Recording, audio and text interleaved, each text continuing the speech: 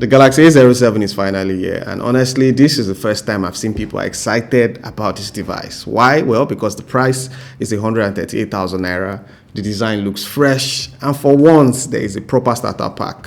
I'm saying a charging brick and a case. Now, for me personally, all I want to know is this device faster than the A06?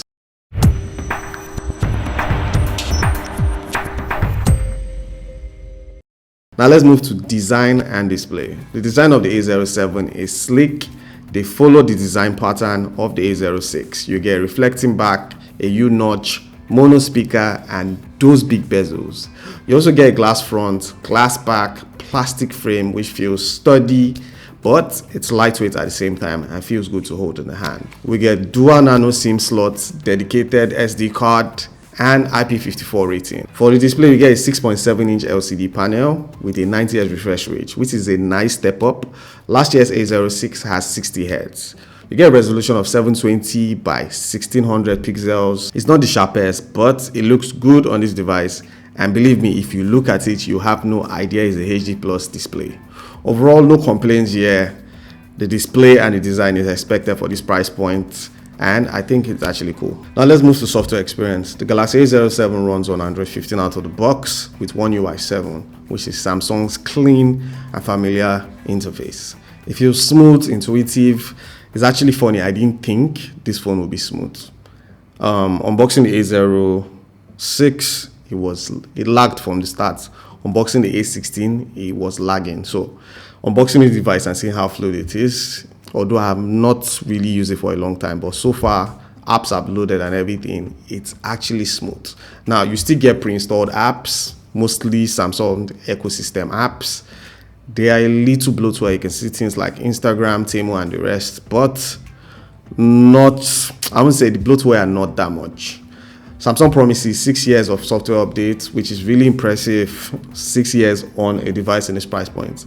But most people would say nobody will use this device for that long, or the device will not last that long. But it's still good. At least if you use it and you want to sell it, the next person can still get updated. Now, one thing to note is that you don't get edge panel or a built-in screen recorder, which is quite disappointing for some people. But things like edge panel and inbuilt recorder can be downloaded, but there's still multitasking. You can do split screen multitasking on this device. For the software experience, I would say the animations are good.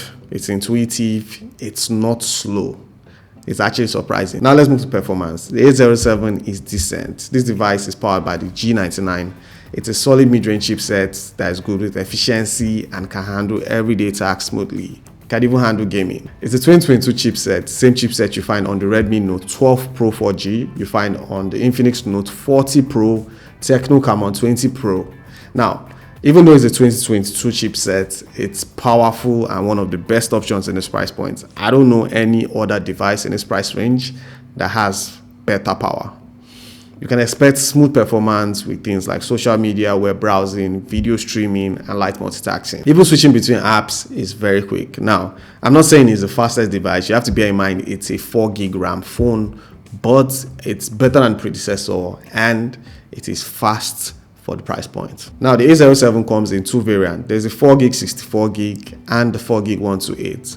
But both of them are smooth because they still use 4GB RAM and the G99. So the only difference is the storage. When it comes to gaming, this device can handle games like PUBG and Call of Duty smoothly, but on low graphics, which is expected for a phone with a chipset with Antutu score of 400K. Personally, I won't recommend this phone for gaming because for this price point, it's suited for light things like phone calls, video calls, light gaming, and basic productivity stuff. Now let's move to camera. The camera on this device is decent. If you notice, the word I use very frequently is decent because it's not great, but it's okay for the price. Now, you get a 50MP main camera. It captures details in the best lighting. If you have low lights or bad lighting, you won't get the best out of the device. There's also a 2MP depth sensor, mainly for portrait shots. It gives you that blur, but apart from that, it's not useful. Videos can go up to 1080p at 30 FPS or 60 FPS. There's no 4K option, but it's expected for this price point. For selfie, we get an 8MP lens, which is good enough for social media and video calls. When I say social media, I don't mean uploading videos and the rest. But If you have good lighting and you just want to upload a video, it's not bad. Also, the selfie camera supports 1080p at 30 fps if you want to use it for videos. Now, I took a lot of pictures and videos. I need you guys to rate it over 10 and tell me how good this camera is.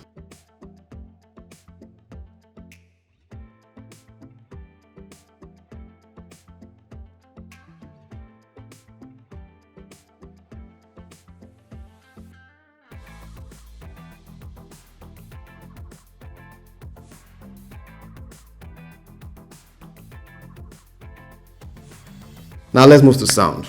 Now the A07 comes with mono speakers, which means there's only one bottom firing speaker, so no stereo. It's loud enough for calls, YouTube, and casual gaming, but it's not that immersive. As I always say, if you hold on to the phone this way, you block the speaker and you will enjoy it. You also get a 3.5mm headphone jack, which is good for gaming. That way you can actually get stereo sound. Now, is the sound good? Yes. Is it loud? Yes. But I don't like mono speakers, so I won't be a good judge. So I'll play a little sound and you guys tell me how it sounds and if it's loud enough.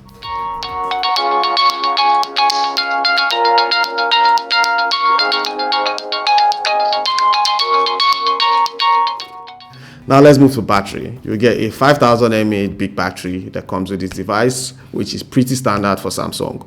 Almost all their devices, especially the A series, came with 5000 mAh batteries, which is understandable because they always put a 25 watt charger or a 15 watt charger, so you don't expect big battery that would take so long to charge. Now, this battery can easily last you a day or two depending on how you use it. If you're someone that uses it for light usage, let's say social media browsing or streaming, you can get 2 days of this. If you're someone that games a lot, we're talking 16 hours or a day. Now, this device supports 25 watts charging. From my tests, we got 0 to 50% in just 30 minutes, which is pretty solid. Most devices I've tested recently don't charge as fast, so kudos to Samsung. Now, speaking of charging, one thing we experienced with this device is the fact that we get a charger when buying this device. Now, we've not seen this in 4 years. I believe Samsung is trying to compete with other brands like Redmi, Tecno, Infinix, and the rest that actually give you a charging brick.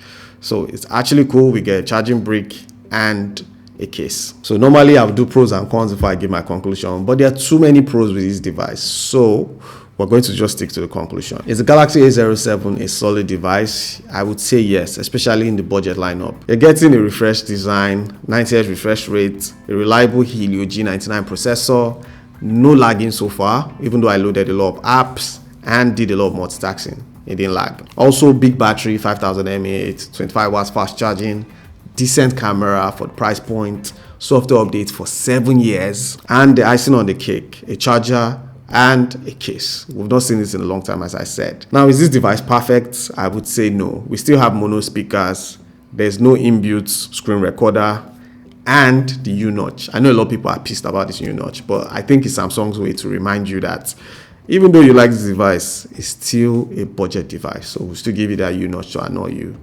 But overall, I would say this is one device to look out for. It's future-proof, it gives you value, and it doesn't lag. I have to emphasize, for that price point, it's actually hard to see a device, 4 gig RAM that doesn't lag. I don't know the juju they did on this. Maybe it's the storage or maybe the processor G99, but it's really, really fast. It doesn't lag. Anyways, you guys should let me know what you think about my review and what you think about the Galaxy A07. Let's have a conversation in the comments, and I'll see you guys in the next one.